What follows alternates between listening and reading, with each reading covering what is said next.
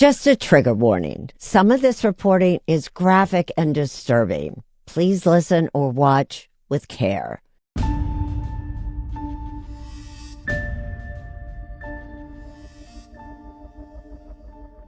Welcome to 48 Hours Case by Case. I'm Erin Moriarty. There are now pages of newly released details in the case of singer-songwriter David Anthony Burke, better known by his stage name, David. The 21-year-old singer-songwriter is charged with the murder of 14-year-old Celeste Rivas Hernandez, whose mutilated remains were discovered in the front trunk of his impounded Tesla last September. David has pleaded not guilty. On Wednesday night, the Los Angeles County District Attorney's Office shared a brief, and that's what this is, regarding preliminary hearing evidence. With me today to discuss it all is Los Angeles Times investigative crime writer Richard Winton. Richard, I want to give a little bit of background before we start, just for listeners to know a little bit more about David. I mean, it wasn't too long ago that David seemed to be on this path to major stardom. He had billions of streams on multiple platforms. He composed the music for Fortnite. And now he's in jail without bail. Tell me about the brief and how unusual that there is a brief without a preliminary hearing. This is more a thing done before a trial typically in Los Angeles County. Here, Deputy District Attorney Beth Silverman, one of our most experienced prosecutors, basically just laid out the whole case right there in a document in great detail. Basically set out everything they know. And it was filled with some pretty hard to hear details. You can understand them why the defense tried to get this sealed before any of us could read it.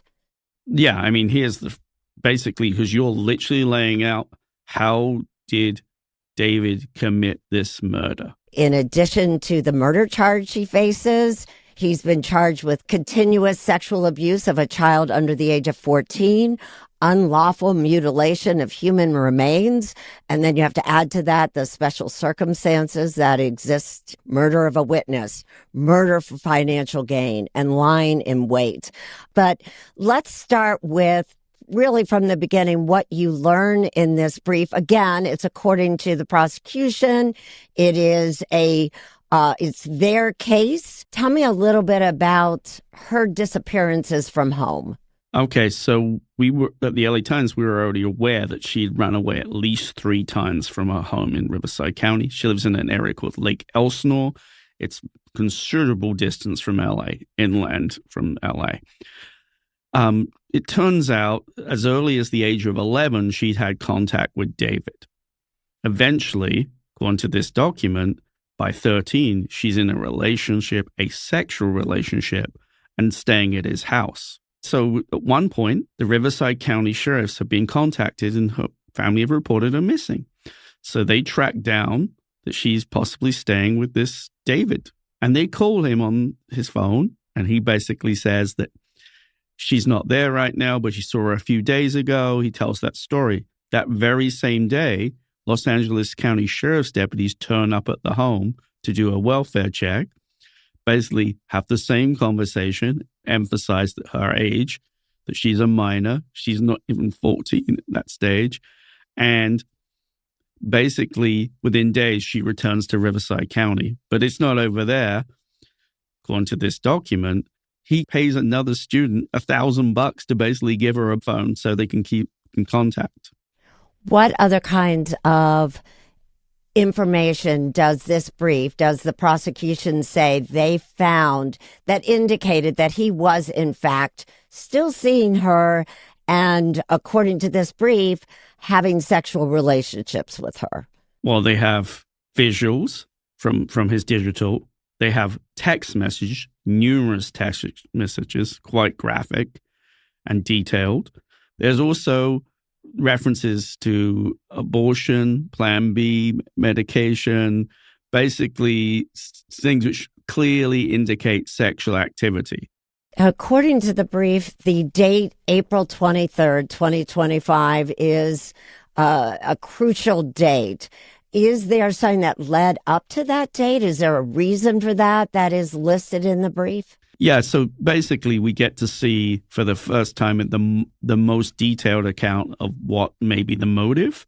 She's basically sending him texts which suggest she's, unhappy with him, concerned basically about their relationship, and she's, implying that she may tell some people about it. Obviously, that would have, as Beth Silverman lays out in the brief, that would have massive financial consequences if he was accused of having a sexual relationship with the minor. It would probably jeopardize everything he had. So what they say on that night, after getting one of those messages, he gets her in an Uber, and she takes it from Lake Elsinore to the Hollywood Hills home and arrives about 10:10. That's basically the last time anyone can account for her being alive. And is that why the prosecutor picks that date as the date that there is no longer any more communications from her phone, but there apparently are communications from his phone? He starts sending between 10:30 and 11:30 a series of texts about her not being there or not turning up, and then basically implying that she wasn't there, which is kind of strange given we know the prosecutors says they have direct evidence that Uber dropped her off at the house that very night, 20 minutes before those messages started. So this is where the window starts where suspicious activity.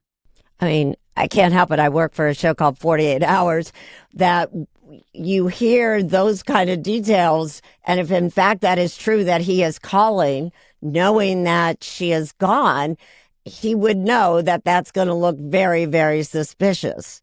As most people accused of murder often do, they tend to not be thinking straight in the immediate moments.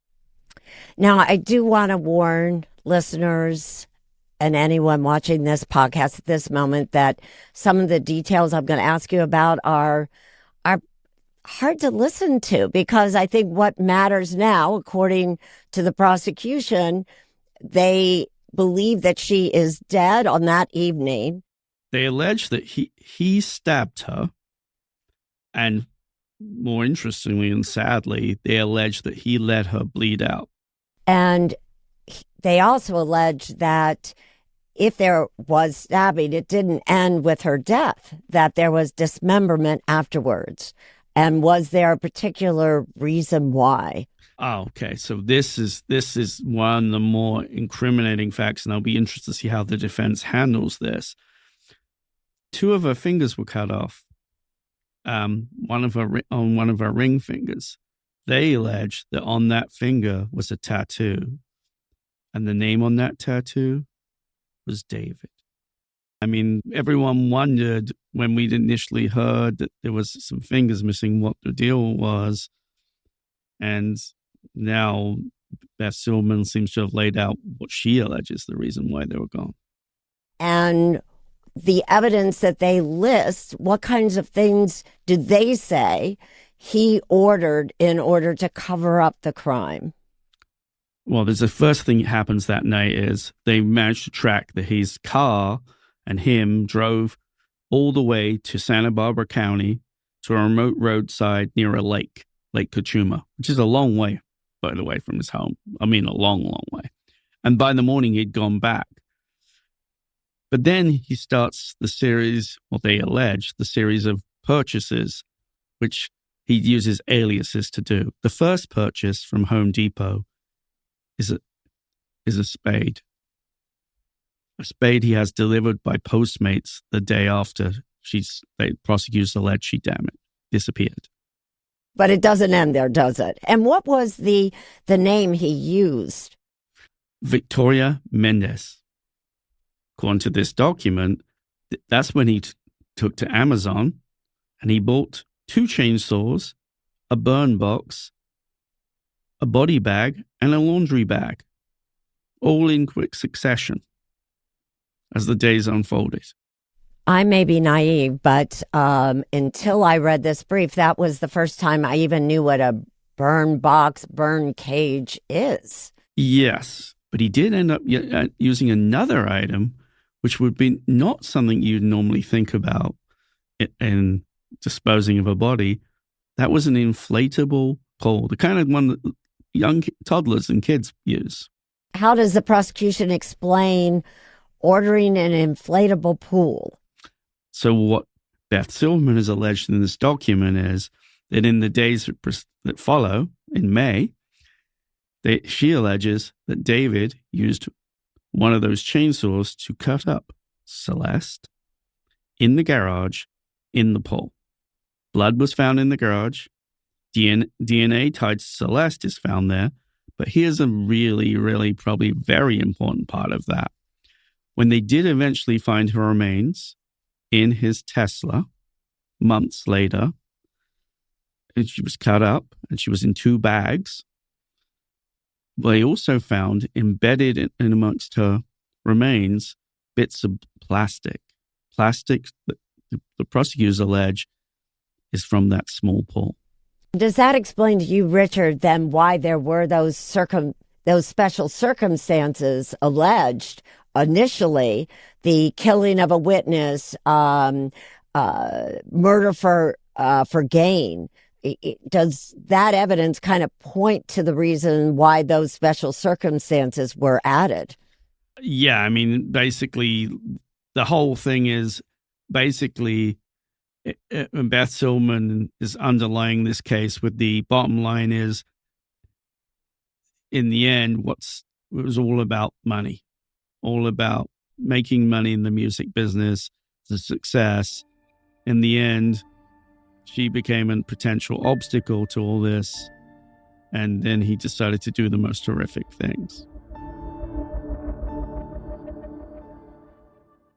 Richard, I know the way this brief is written, the prosecution wants us to believe that it was absolutely David who did this. But up until I read this brief, there was a side of me that, I thought, couldn't he be set up? Do you really kill someone and leave that person in your car knowing it's going to be traced straight directly to you? Does that make you at least wonder about the details of this? I mean, the defense is clearly going to present, okay, that's all you say, all this. Where's your witnesses? The people lived in this house. And what the brief doesn't say, and it's interesting because we had three periods of grand jury activity. An investigative grand jury sat in this case. They were different grand juries. And basically what Beth Silverman did was took witnesses in this case, people with information, before that grand jury and questioned them, and then got the transcripts to help develop her case. She wasn't actually trying to indict him, but rather gather up information and basically bring people in who didn't want to maybe cooperate from his entourage. We know members of his entourage were sat before that grand jury. Parts of the record company management team was sat before that grand jury. So that does dangle that massive question is, well, where are they? Because then there's no witnesses in this document per se beyond the law enforcement and forensic officials. So there is this big unanswered question. Richard, did it bother you at all? It just struck me, as you mentioned, there were a number of grand juries that were called, investigative grand juries. But isn't it more common that the DA would have a grand jury indict him rather than a prelim? And so I keep wondering, is the case as strong as they say it is when they obviously did not get a grand jury to indict him? Yeah, this is a big difference, I think, that people don't really completely understand. So in Los Angeles, historically, grand jury indictments are generally rare. Other parts of the country, grand jury indictments are pretty common. Here, grand juries tend to be more investigative than indictive. We learned fairly early on that this was not really, they were not doing the indictment route. This was all about, hey, we need to get these people. Richard, you had said that this brief really lays out a very detailed story the way the prosecution sees it. Now, before this was released, the defense had been very strong, saying that the evidence will show that that Burke did not do this. David Burke did not do this. Have they responded? Have they talked about this brief being released and had new comments about their client? They haven't yet. What they did do in court is they tried to stop this from being made public because they'd obviously read it, were pretty stalled by what had happened, and they tried to block it. They have not addressed it. What they had going into that hearing, they'd been pushing for a preliminary hearing as soon as possible, a very kind of unusual, let's see if we can catch the prosecution off guard. They don't expect us to go and have a hearing. In California, basically, unless you have an indictment, you basically have a small hearing with the judge with a limited number of witnesses, and they basically have to find that there's established some preponderance of the evidence. This isn't beyond the reasonable doubt with the jury. It's just, is the preponderance of the evidence that this event, this allegation is at least strong enough to stand up to proceed to a trial.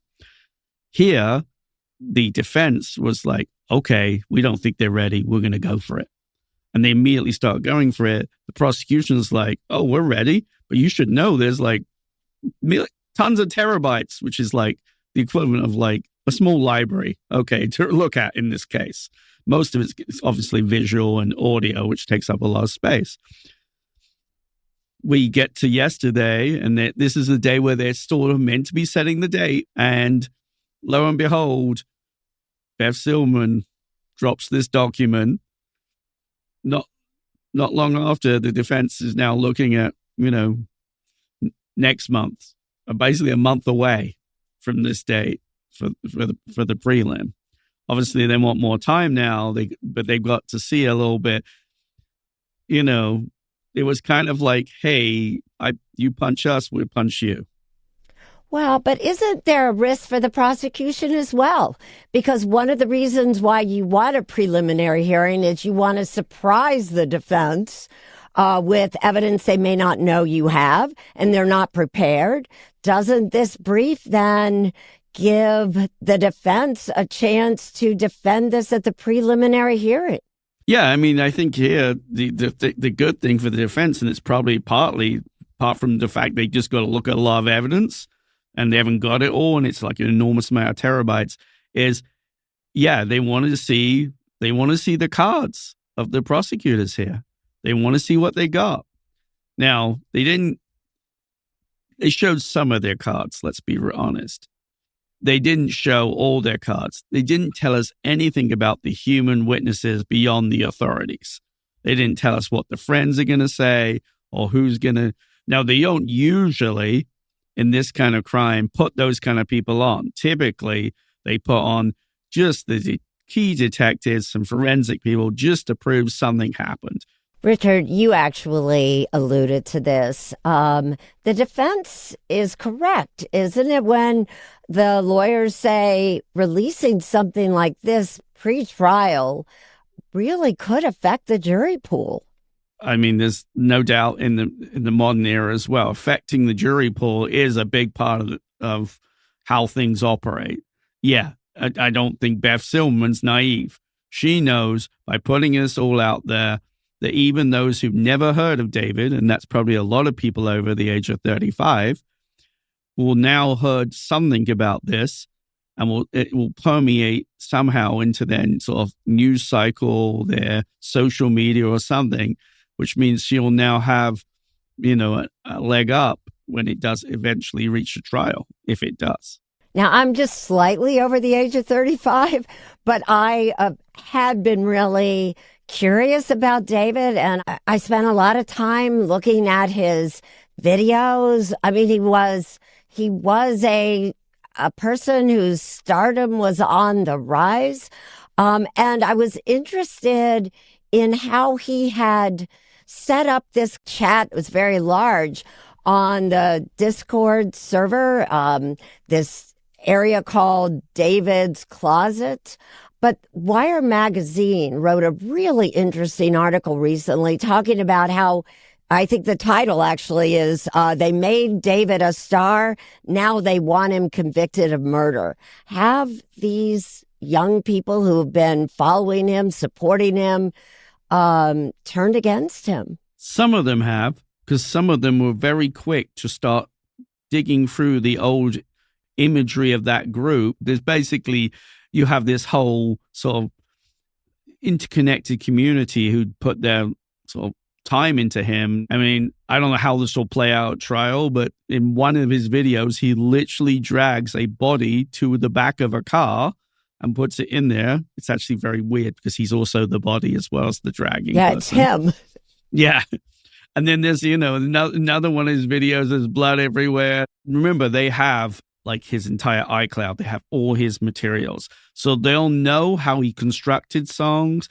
So he wrote some of these songs probably with other people. Typically, when you work for a label, they may have interacted. They may know if this particular song references her, or, so this is songs which aren't published, possibly. Richard, do you know for a fact where David met Celeste? Was it on Discord? Do you know? No, and we just know it's online. His story is, he's an interesting character in that he developed his sort of early career just by basically originally doing other people's songs. He even basically did this Alvin and the Chipmunk style voice. So he would find ways to expand his audience. And that turned out, here's an interview early on with Benny Blanco, a well-known music producer who's a good interviewer. And he asked him a lot of questions about how he grew his career. And he sort of outlines the whole expansion of basically doing other people's music. He was in the sort of Fortnite game world where he became somewhat of a personality. And then he was basically creating these Alvin and the Chipmunk songs. And then he moves into the real music and starts producing his own stuff. I should point out that Epic Games, which publishes Fortnite, has actually offered refunds. And Rolling Stone is reporting that, in fact, he's been dropped from his label. Is that, in fact, the case? Yes, he's been dropped from his label. We've confirmed that. So we will continue to follow this case as it goes on. Is there anything else that you found significant about this in just one day? I think one of the most, I think what we're going to see here is that the prosecution have Beth Silver, one of their best prosecutors on this case. She's well known. She's done other cases of the highest level in Los Angeles and put away some of the most infamous murderers. But here we're going to see two of the more power players of LA legal community play again head to head. He's been principally represented by Blair Burke. Blair Burke has had Harvey Weinstein. She's had numerous clients. These two only recently squared off in a murder case involving a very famous hairstyle executive. So these two know each other well, and they take no prisoners, both of them. Are you predicting that the preliminary hearing, when in fact it's held in a month or longer, will be like a mini trial? It's going to get the same kind of attention because these two are going to fight it out. Oh, yeah. This is going to be an early showdown to see what you've got. Of course, Beth could also, given we just seen what she did with this, she could also just impanel the grand jury next week and indict him and skip past the whole process.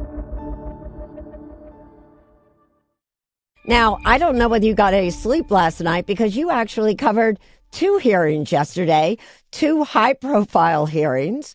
The first one was actually Nick Reiner's.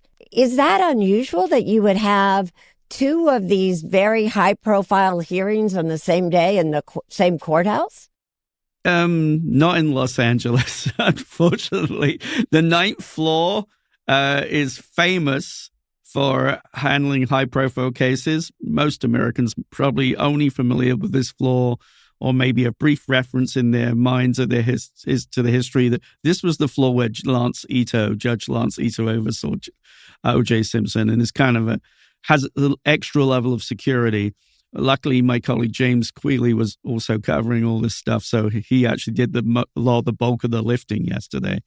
But it's a microcosm because these big cases get sent to this one place in this massive LA court system. There's this one floor where the judges handled the most biggest and most heinous cases tend to be there. Now, this was simply a hearing, and I should, again, just for listeners and viewers, to remind people that Nick Reiner is accused of killing his parents on or around December 14th, 2025. He has pleaded not guilty. And I just kind of curious, what is the latest? Why was there a hearing? What we have is pre-preliminary hearing, them trying to work out the logistics of how this is moving forward. Yesterday, we ran into a sort of significant obstacle, which is apparently the autopsy and the medical examiner's report isn't ready for either of the Reiners yet. So, which is kind of surprising because it was quite a while ago. I know. What would be the holdup? We don't know. So, obvious delay. It's obviously a major factor in any sort of prelim. It's, okay, what happened? What do you find? What forensically do you have? They don't have it. So, delay happens here again. Now, we don't know a lot of details about the deaths beyond in terms of facts. Before that seal was put on, we know that the medical examiner in Los Angeles described the deaths as basically sharp object penetration wounds. In the death certificate, it says knife. But there's not like a whole bunch of, beyond that, we don't know a lot factually. I also wanted to talk about, unlike the David case, it seems like the defense is not in a hurry to get this case adjudicated. You have written about Nick Reiner's medical history. What part do you think that's going to play in this case, if it actually goes to trial, or will it be the reason why it doesn't go to trial? Is there any indication at this point that there may be an affirmative defense, not guilty by reason of insanity, anything like that at this point? We don't officially have that, but behind the scenes, it's being talked about widely because he has a history of mental illness, a severe history of drug usage. Prior to the deadly events, he's changed his medications in the weeks before. There's apparently been issues with the medication. All this stuff has been percolating. He has a very heavily documented history of drug and mental health issues. Some of it she's even discussed, in podcasts and things, quite openly. There's a lot of that.